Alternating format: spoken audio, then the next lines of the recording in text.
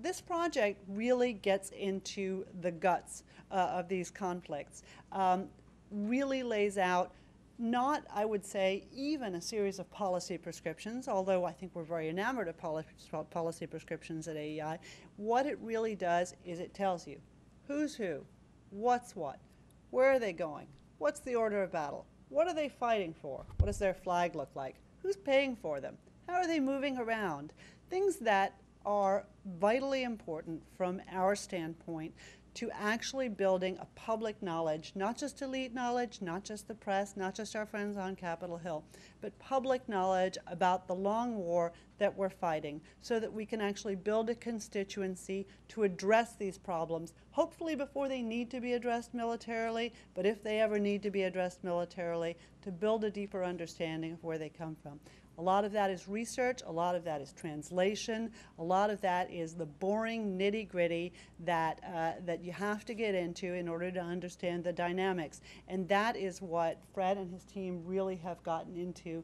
I think that they've done superb work. I know that many of the people who I respect who look at these sorts of analyses in Washington think that they are the go-to guys, and we're very proud of that.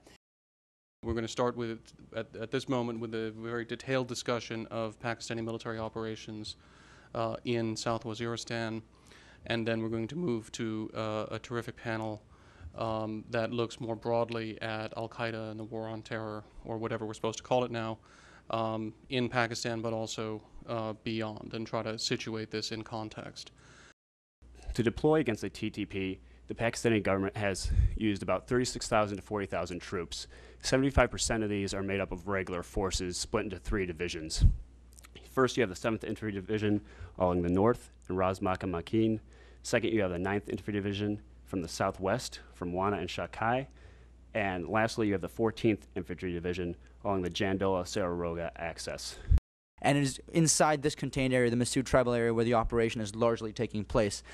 Before the operation started, the military identified 3 key militant strongholds as their objectives: Makin, Ladha, and Sararoga. And the triangle that these 3 strongholds form is really the cradle for the Tehrik-e-Taliban Pakistan, the center of their organization and infrastructure in the region, and that's what the military identified as its objectives and the targets it was going after, or the end result of the first phase of its military operation. And in order to do so, it positioned troops in 4 towns: Wana, Shakai, Razmak, and Jandola.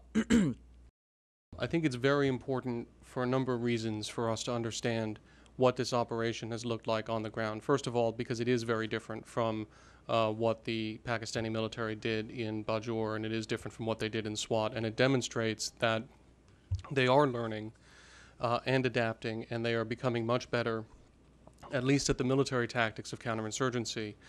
And I think that's important because I think it's been almost completely lost in the media coverage of this. I think that we make a mistake in a very short-sighted view from the American perspective when we say we don't care about this because these guys aren't attacking us. Because the reality is that we care about the stability of Pakistan, and these guys are much more of a threat to the stability of Pakistan than the Haqqani network or the Quetta Taliban. So you see a learning curve here that the Pakistanis are demonstrating, and in many respects probably the most important thing to take away are the polling data at the end of the presentation here. Because we have gone, at least for the moment, from a situation in which there was relatively greater support among the Pakistani public for groups like the Taliban and Islamists in general, to a situation where those groups enjoy much less support and falling support, which is in many respects even more important. And I highlight that because there is a possibility, and I can only raise this as a possibility, that the internally focused Islamists in Pakistan, as opposed to the Quetta Shura and the groups that are attacking us, are getting into a death spiral with the Pakistani people in the way that terrorist groups sometimes do. Because once they start losing support, their mechanism for action is killing people and blowing things up, and they don't really have a positive mechanism beyond that if people stop buying their positive message to begin with. And we've seen that in Iraq with Al-Qaeda in Iraq, and even to a lesser extent with the Shia Jaish al-Mahdi militia, and it's possible that we're seeing that in Pakistan.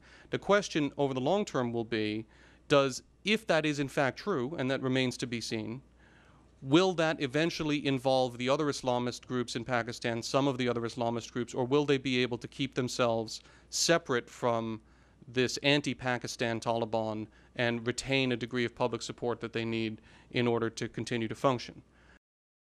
Okay. What I'd like to do is to take you through what we can term as Al-Qaeda's own assessment of the events in Pakistan and how these events affect its global strategy. So what we have witnessed is that the actual failure of Al-Qaeda in having its hopes of a failed Pakistan succeed as a result of these operations are today indeed forcing Al-Qaeda into a strategic rethinking, which has not happened, and therefore Al-Qaeda is in a moment of weakness today.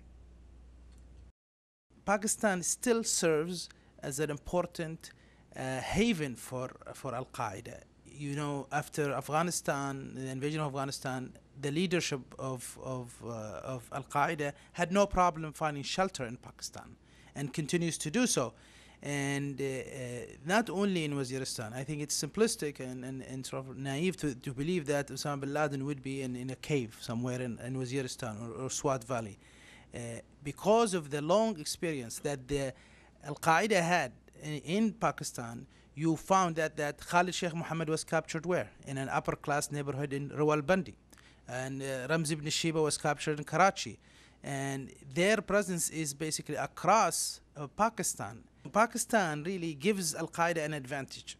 It's not Afghanistan. I think for all intents and purposes, Al-Qaeda has abandoned Afghanistan. It's a middle of nowhere. It has no access to the civilized world. Pakistan does. You can fly anywhere from across the globe from Pakistan. You can't do that from Afghanistan. You have access to the internet, to the international financial infrastructure. You receive money, you send money. And by the way, Pakistan is one of the countries that you can pay a few $100s or a few $1,000s and get a passport, even if it's not your name. I want to comment on the earlier presentation about Waziristan. You will not find that operation effective because what you have, Al-Qaeda elements in Waziristan are what my wife says, they call them cannon fodder. They are the small players. Last week, a Saudi internet Al-Qaeda operator was killed in Waziristan, but you're not going to get the big fish there. They are probably somewhere in a stable neighborhood, in probably upper class neighborhood in some Pakistani city. I do want to begin by addressing the issue of Pakistan as a failing or a failed state, because this, much like Mark Twain's death, I think has been exaggerated. And one mustn't, in my view, confuse the failure of government with the failure of the state or the country as a whole.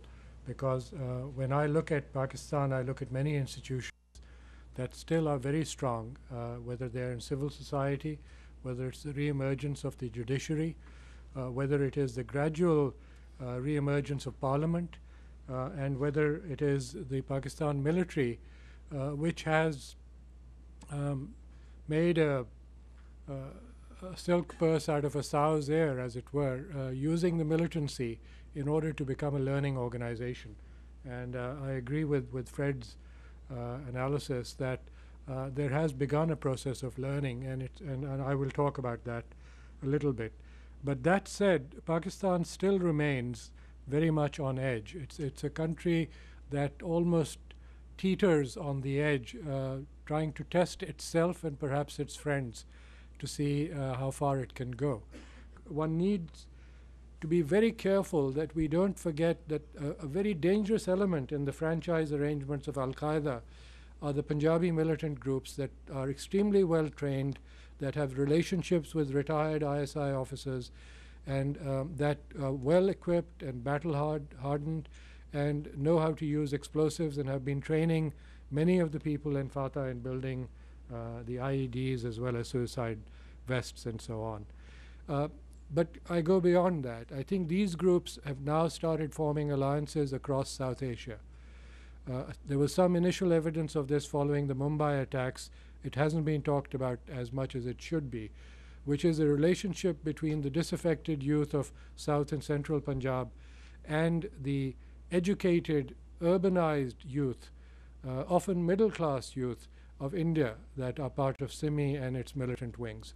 And a relationship between these two and Huji in Dhaka, and Huji of course has its headquarters in Pakistan too. So this trans-regional relationship using the Gulf, using Dubai as a very easy entrepot, as a training ground, as a place to acquire equipment, weapons, and for R&R, as well as potentially their links with the Indian underworld headquartered in Mumbai, need to be examined much more carefully. I think these are the guys that will, as independent actors or as franchisees of Al-Qaeda, be the threat to the rest of the world much more than Al-Qaeda Central, which in my view may be a shadow of its former self.